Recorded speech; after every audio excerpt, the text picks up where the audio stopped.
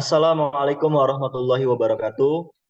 Kami kelompok 7 Praktikum Teknologi Basis Data akan menjelaskan langkah-langkah pembuatan embedded database menggunakan aplikasi Sublime Text dengan menggunakan pemrograman bahasa Python.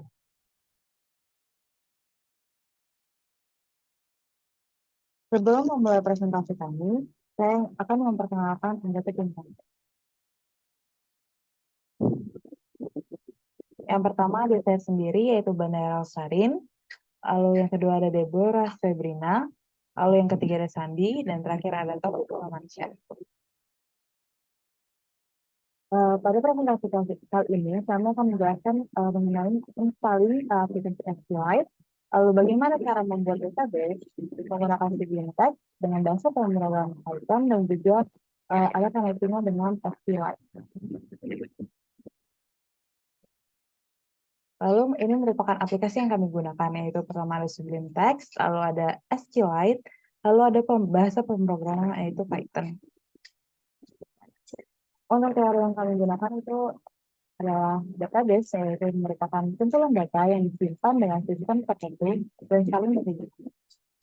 Lalu SQLite merupakan software system management basis data relasional yang bersifat ACID, hardware yang memiliki ukuran besar atau yang relatif kecil. Yaitu Python merupakan dasar pemrograman yang kami gunakan dengan teman tidak hanya pada website saja, akan tetapi pada bidang-bidang lainnya seperti system scripting, artificial intelligence, atau machine learning, hingga pembuatan game. Lalu selanjutnya ada penggunaan Sublime Text untuk menggunakan aplikasi text editor yang biasa digunakan untuk programmer dan dapat menggunakan berbagai bahasa pemrograman. Langkah selanjutnya yaitu akan dijelaskan oleh rekan kami.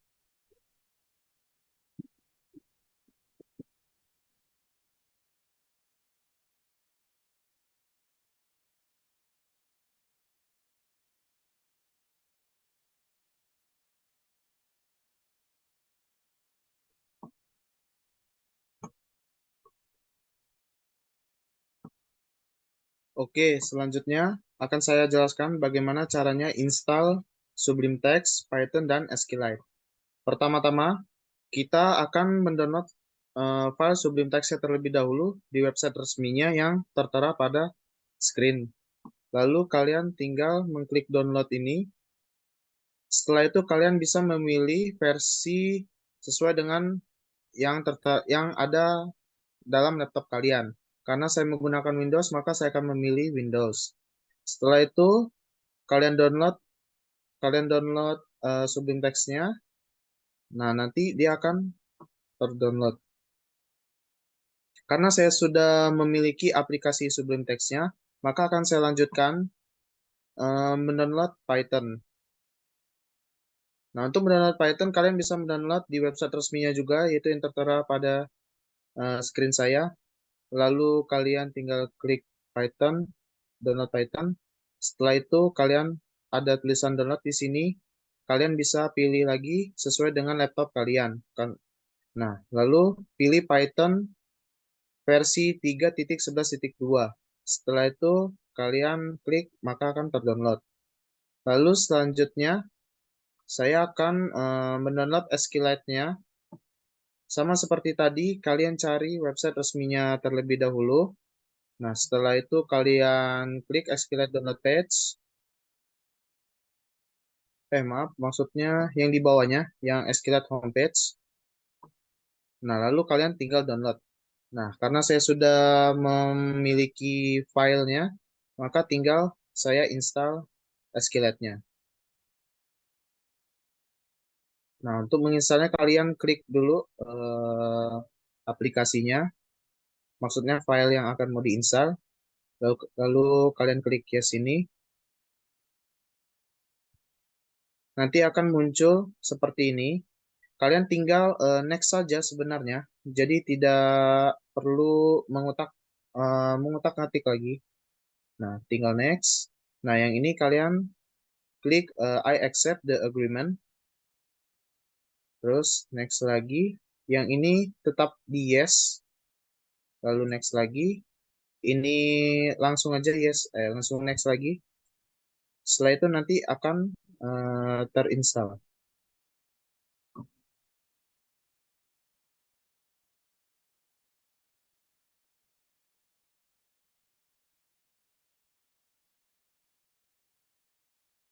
Oke, karena sudah terinstall, klik finish. Nah, nanti akan muncul di desktop kalian. Klik dan selesai. Selanjutnya saya ke Bane Rail.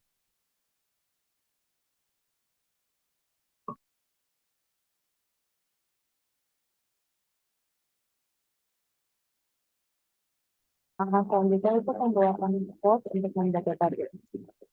Itu yang pertama adalah kita membuat koneksi ke database dengan import dari SQLite.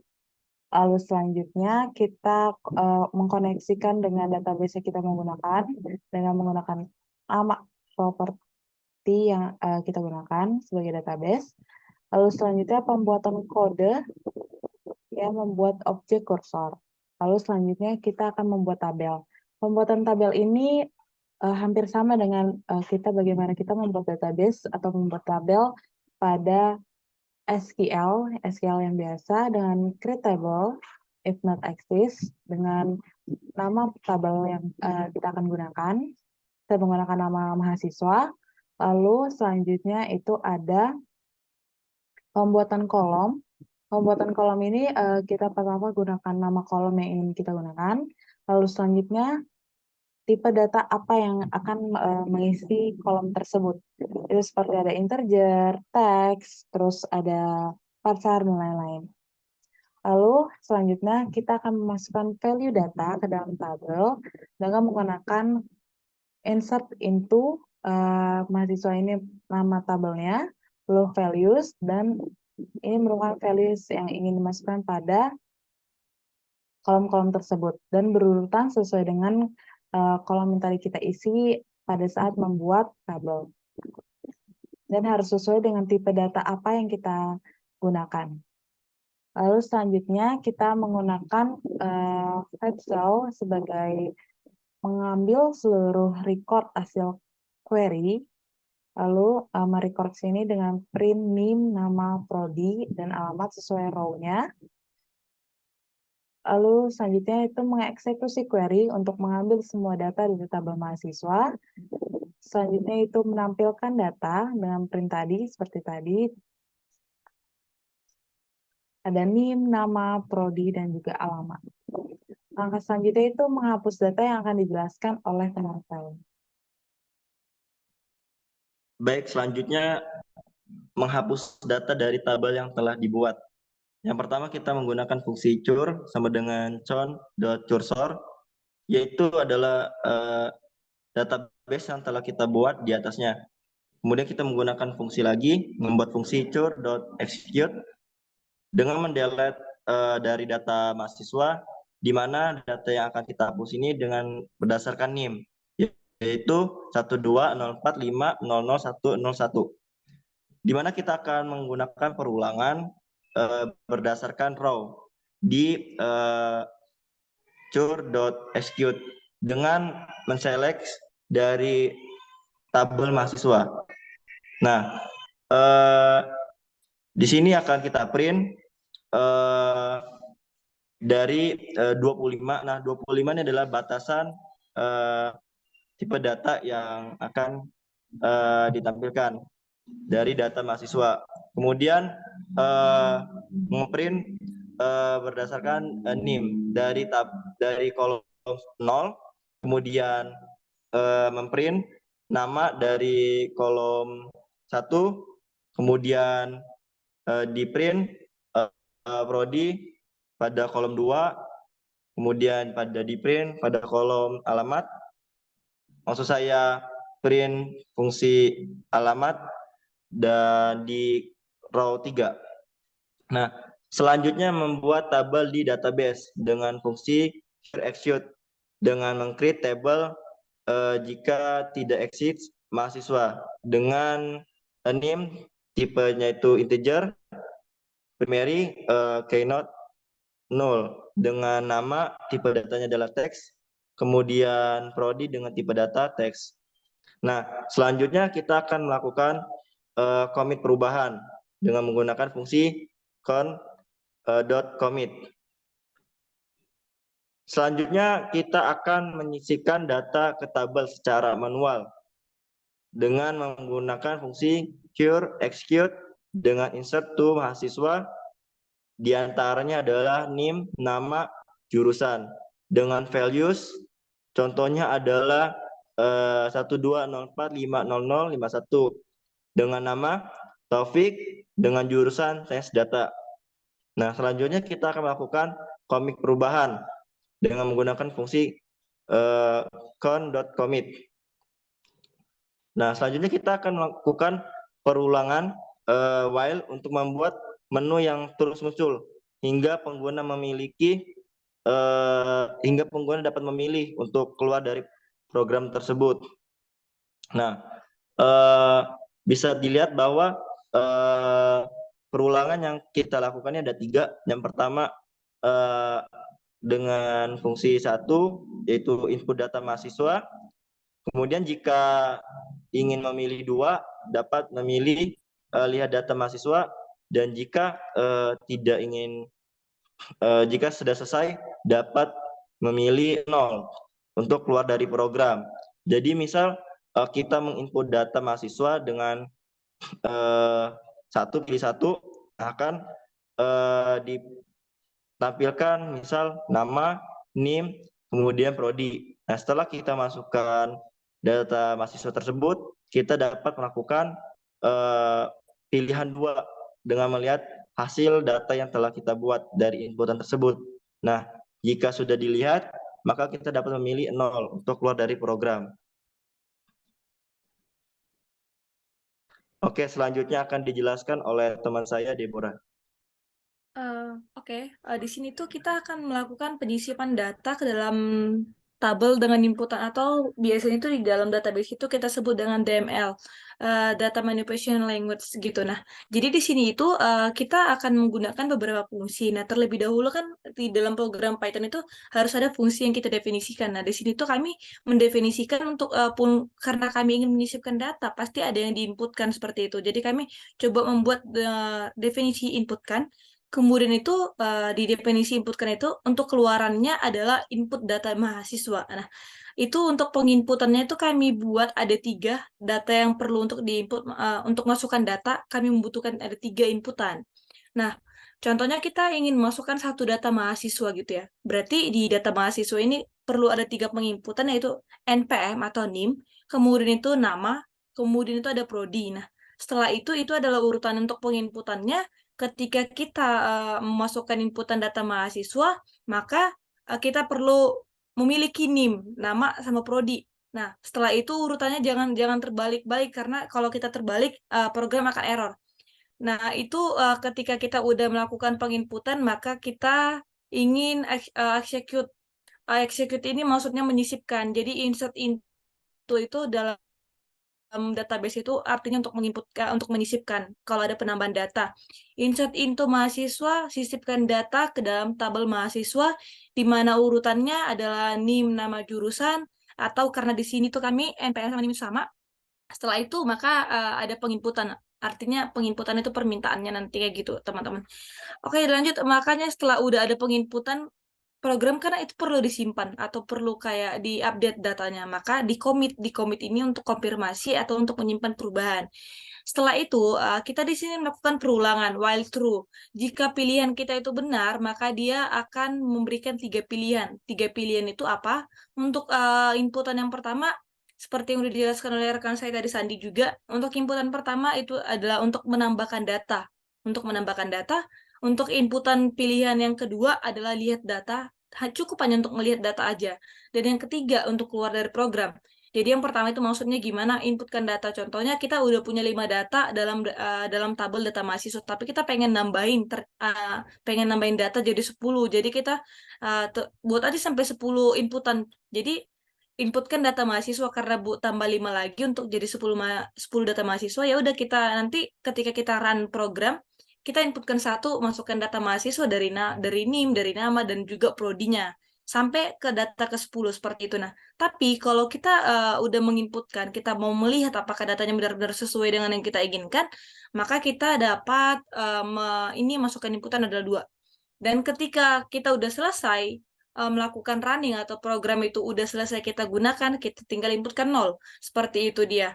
Maka programnya akan keluar, akan berhenti ketika kita inputkan 0. Kenapa bisa berhenti? Karena kita pada codingan ini ataupun pada program ini kita lakukan pilihan 0 itu untuk menyelesaikan atau menutup program, di mana kita gunakan adalah fungsi close. Nah, fungsi close ini untuk menutup program ketika dia udah sesuai dengan pilihan yang udah kita tentukan seperti itu. Jadi saya kalau mau jelasin yang bagian menggunakan perulangan while lagi untuk yang print 1 inputkan data masih sama seperti yang di atas, tetapi untuk perbedaannya tuh yang ini lebih rinci lagi. Dia dapat kita lihat prosesnya gimana sebenarnya cara program itu bisa jalan. Kenapa ketika kita inputkan 1 dia bisa minta inputan, ketika kita inputkan 2 kita bisa melihat datanya, dan ketika kita inputkan 0 kenapa tiba-tiba bisa berhenti. Jadi pilihannya seperti ini teman-teman. While perulangan. Tadi kan kita kan insertkan data ke dalam tabel mahasiswa. Nah, ketika program benar yang udah kita inputkan, maka kan bakal ada pilihan lagi. Kita mau milih mana gitu. Dikasih pilihan yang pertama, if pilih 1 untuk menginputkan. Kemudian, jikalau kita nggak ingin pilih itu, makanya ada elif. Elif itu untuk perulangan yang kedua. Nah, kemudian itu karena kita nggak ingin ada 2 pilihan tersebut, kita ingin keluar aja dari program karena kita mungkin hanya mau ngelihat program ini bisa berjalan atau tidak, bukan mau ngelihat hasilnya, maka tinggal kita lakukan pilihan yang terakhir adalah 0, di mana for i incur fetch call, di mana fetch call ini untuk mengambil semua baris. Nah, jadi di fetch call ini juga bisa mengambil semua baris, maksudnya mengambil semua data dan juga bisa menghapus data atau tidak mengeluarkan data sama sekali sesuai dengan inputan ataupun program yang telah kita buat. Mungkin seperti itu penjelasan dari saya pribadi untuk codingan atau pembuatan database untuk ke SQL-nya. Bisa dilanjut untuk selanjutnya.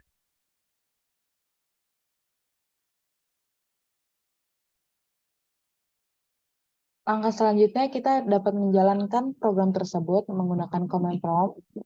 Yang pertama itu kita buka dulu command prompt-nya, lalu selanjutnya kita pilih folder apa yang tadi kita simpan pada kode tersebut dengan file.py itu. Karena saya nyimpan di desktop, saya memilih di desktop, lalu kita ketikkan nama file tersebut.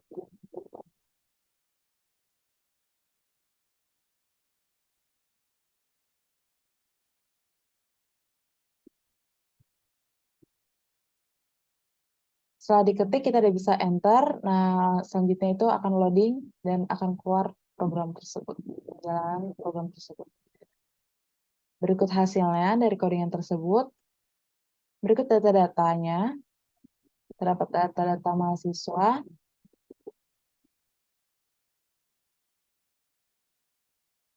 Lalu terdapatnya penginputan data mahasiswa yang kita bisa buat tadi yang secara manual. Di sini ada menu 1, 2, dan 0. Yang 1 itu untuk input data. Yang pertama kita coba jalankan dulu yang input data.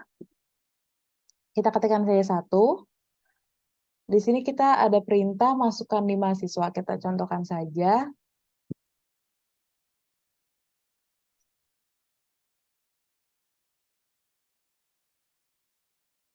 Dan di sini ada perintah masukkan nama mahasiswanya. Lalu juga prodi mahasiswanya.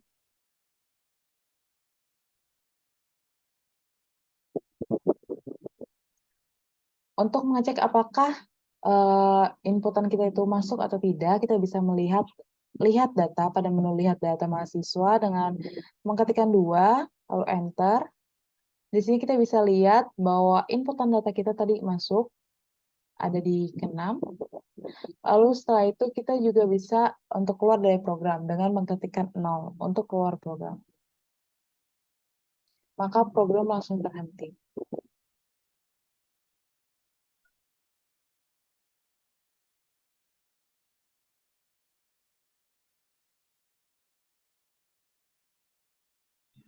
Baiklah, itu yang telah kami sampaikan.